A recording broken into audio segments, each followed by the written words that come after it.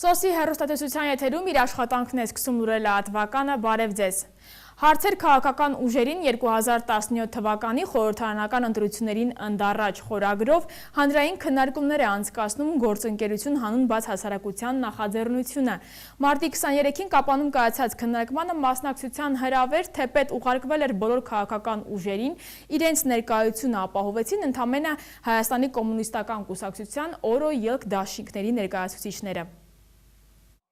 Գործընկերություն հանուն բաց հասարակության նախաձեռնության կողմից իրականացվող հանրային քննարկումների շարքը հասավ նաև Կապան 2017 թվականի խորհրդարանական ընտրություններին ընդառաջ քաղաքական կուսակցություններին եւ դաշինքներին հնարավորություններ տրվել արտահայտելու իրենց կարծիքները երկրի համար կարևոր մի շարք ոլորտներին առնչվող հարցերի վերաբերյալ։ Պատասխանել է 4 քաղաքական ուժ, որոնք մասնակցում են այս ընտրություններին, եւ հարցումները անցկացվել են նաեւ քաղաքացիների շրջանում։ Մենք ունենք այդ հարցումների պատասխանների ամփոփագրերը եւ այսօր մեր բանախոսները ներկայացնեն նաեւ այդ հարցումների պատասխանները։ Միևնույն ժամանակ մենք կկարողանանք ամփոփել ինչպես անցած ազգային ժողովի աշխատանքները, այնպես էլ փորձել հասկանալ, թե ինչ ուժեր են մասնակցում այսօր ընտրաշարներին, արդյոք անցած ազգային ժողովում դերակատար եղող ակտիվ քաղաքական դերակատարները այսօր եւս պատրաստվում են շարունակել իրենց դերակատարումը, ինչպես են նրանք անցկացրել իրենց նախորդ ծառայությունը ազգային ժողովում եւ մոտավորապես հասկանալ, թե ինչ են պահանջելու նրանցից հաջորդ ազգային ժողովում։ Transparency International հակակոռուպցիոն կենտրոնի ծրագրերի ղեկավար Վարուժան Հոկտանյանը ներկայացրեց կուսակցություններից եւ դաշինքներից ստացված հարցերի պատասխանները։ Ոչ միայն հանրապետականները չի, որ չեն պատասխանել, այլ պատասխանողներ են հեղափոխական դաշնակցությունը եւ դաշինքը, օրոդաշինքը եւ ազատ դեմոկրատները։ Մյուս քաղաքական ուժերից պատասխան չի եղել եւ սա ինչ որտեղ ինձ համար ինչու եմ ասում հիասթափեցնող, որտեղ ի վերջո եթե մղվում է քաղաքական պայքար, այդ քաղաքական պայքարում հաջողության շատ կարևոր, այսպես ասած, բաղադրիչը պետք է լինի հասարակության վրա հիմնված լինելը։ Այլ երկրներում, երբ որ մենք նայում ենք, որտեղ ի վերջո հասան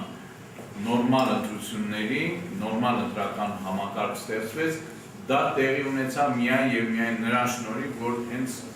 հասարակության տրամադրությունները հաշվի առնելով, հասարակությանը լսելով, ոչ թե միայն նախընտրական կառույցության ժամանակ գալով եւ հանդիպելով հասարակության ներկայացուցիչների հետ, ընդ որում այս դեպքում մենք տեսնենք նաեւ ոչ այդքանով, ինչքանով ցանկալի կլիներ, միայն այս կարճ 28-օրյա ժամանակահատվածում իհարկե հուսալ, որ կլինեն լուրջ արդյունքներ, ինչպես ցույց տվեցին եւ նախորդ ընտրությունները, մի քիչ դժվար կլինի։ Հանրային քննարկման բանախոսներից Հայաստանի Հելսինկյան կոմիտեի նախագահ Ավետիք Իշխանյանն ասում է, միշտ խոսում ենք ազատ արդար ընտրություններ անցկացնելու մասին եւ սրատակ առաջինը հասկանում ենք քվեարկություն, սակայն դա ընտրական գործընթացների ընդամենը վերջին փուլն է։ Պետք է մինչ այդ մտածել փոփոխությունների մասին։ Նոր գորիսում է ես նման քննարկման եւ բոլոր կուսակցությունների ներկայացուցիչները կային, բացի հանրապետականից ինչպես միշտ։ Դա նշանակում է, որ նրանք ընտրություն հասկացողությունը չեն ընդունում, նրանք հասկանում են քվեարկություն եւ պատրաստվում են քվեարկության։ Իսկ ինչպես է պատրաստվում քվեարկության։ Դա արդեն պարզի գիտեն կաշառքներով զանազան ձևերով։ Եվ մեր այս նպատակն է, որ կարողանանք բարձրացնել մի քիչ եթե հնարավորություն հեռուստատեսության տարբեր ձևերով մի քիչ քաղաքականացնել, որ մարդիկ հասկանան, որ սա գաղափարների պայքար պետք է լինի, ոչ թե այսպես ասած քվեարկություն։ Ընտրությունները իրենք դա բավականին մեծ գործընթաց է, որը նախատեսում է տվյալ երկրում քաղաքացիական, սոցիալական իրավունքների պաշտպանությունը, որ մարդիկ ազատ լինեն այս ընտրության մեջ։ Ես հատուկ եմ սա շեշտում։ 64 հարցերը մշակել են քաղաքացիական հասարակության կազմակերպությունների ներկայացուցիչները, առնչվում են սոցիալ-տնտեսական, քաղաքական եւ իրավական արդիական հիմնախնդիրներին։ Հանրային քննարկման հրավեր թեև բոլոր քաղաքական կուսակցություններին եւ դաշինքներին էր ուղարկվել, Կապանում կայացած հանդիպմանը մասնակցեցին Հայաստանի կոմունիստական կուսակցության, օրո եւ ելք դաշինքների ներկայացուցիչները։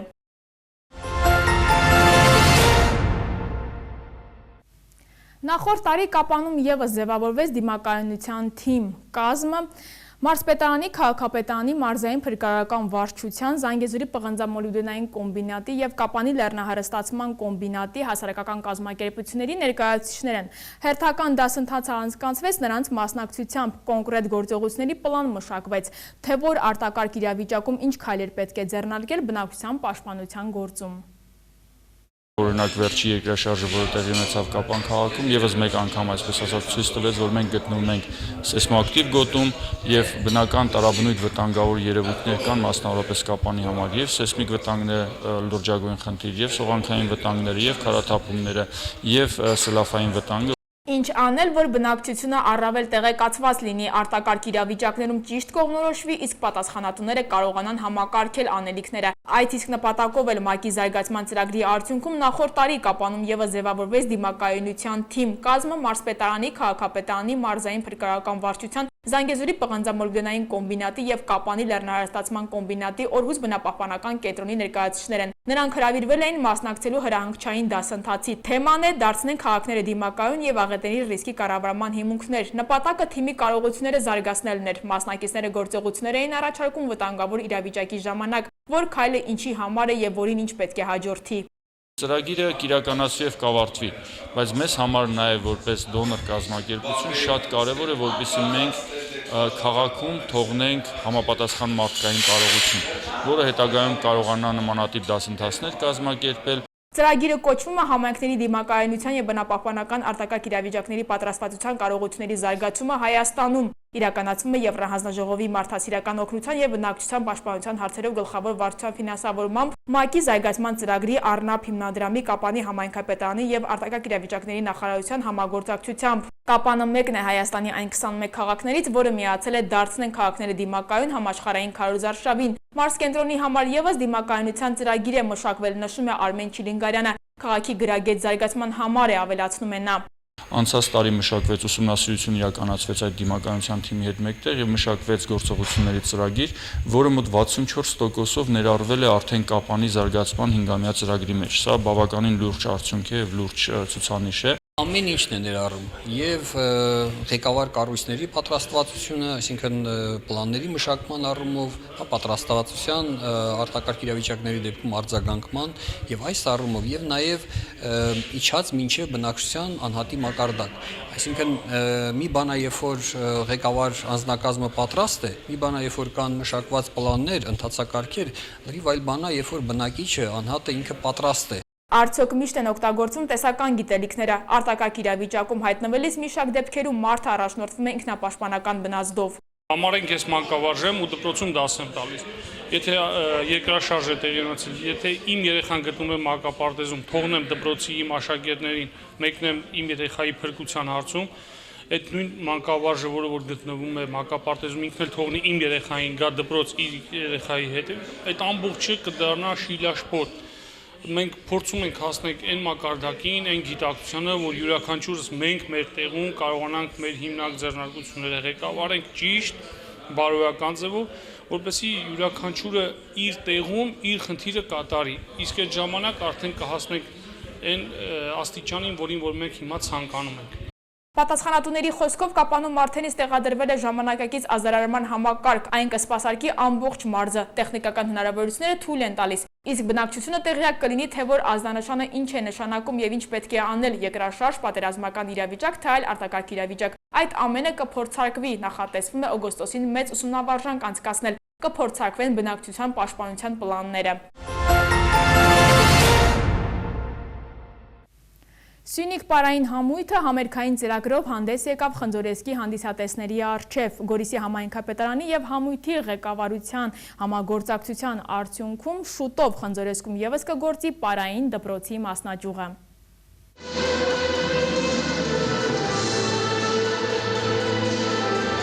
Գորիս համայնքի Խնձորես բնակավայրի մշակույթի դահլիճը խոշորացումից հետո երկրորդ անգամ հյուրեր ընդունեց։ Այս անգամ գյուղ այցելեց Սյունիք պարային համույթը եւ հրաշալի կատարումներով եզակի դարձրեց խնձորեսցիների օրը։ Վաղ առավոտից համույթի եւ Վահե Մելքումյան պարային դպրոցի սաները Գորիսից ավտոբուսներով մեկնեցին Խնձորեսկ։ Դեռ ավտոբուսի մեջ ստեղծված բարձր տրամադրությունը նրանք կարողացան փոխանցել իրենց հանդեսատեսին։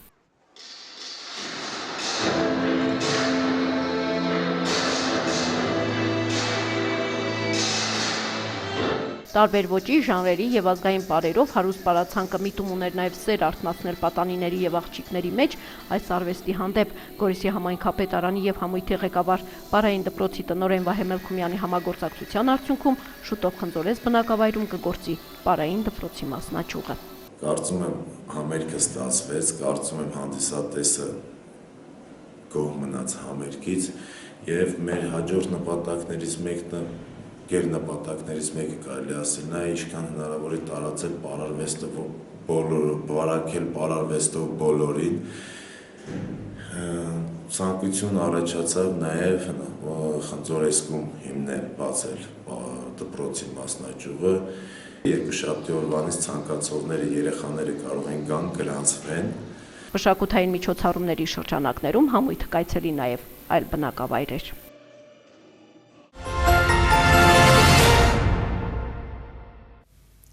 Մեծ Բրիտանիայի ոստիկանությունը քննում է Լոնդոնում տեղի ունեցած ահաբեկչության հանգամանքները, զոհվել է 3 մարդ։ UEFA-ի նախագահը համոզված է, որ եվրոպական ֆուտբոլի կայունությանը ոչինչ չի սպառում թողարկման միջազգային լուրերը։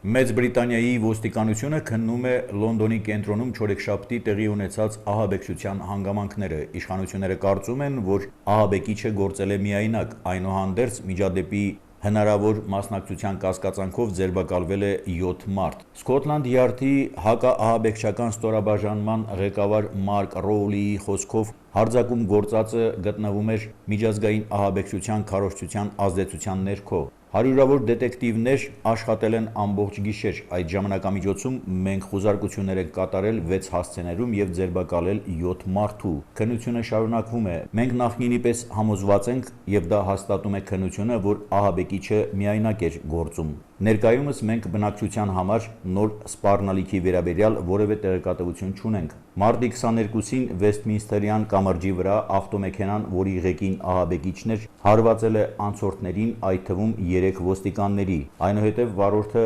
մեքենան թողել է բրիտանական խորհրդարանի շենքի մոտ եւ դանակով հարձակվել ոստիկանի վրա, փորձելով ներս մտնել։ Իրավապահները գնդակահարել են հարձակում գործածին։ Ինչպես ճշտել է ոստիկանության ներկայացուցիչը, ահաբեկչության զոհ է դարձել 3 մարդ, եւս 30-ը վիրավորվել է։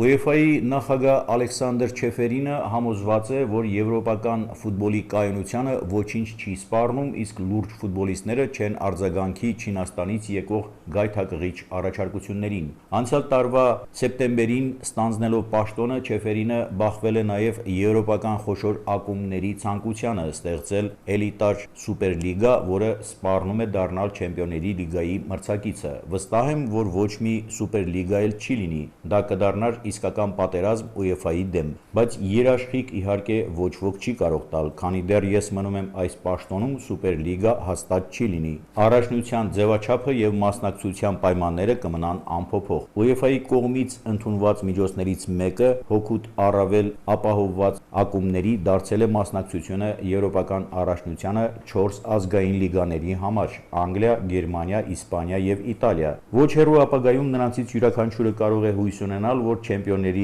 լիգային կմասնակցի 4-ական թիմով, այսպիսով առավել փոքր ակումբների մասնակցության հնարավորությունները նվազում են։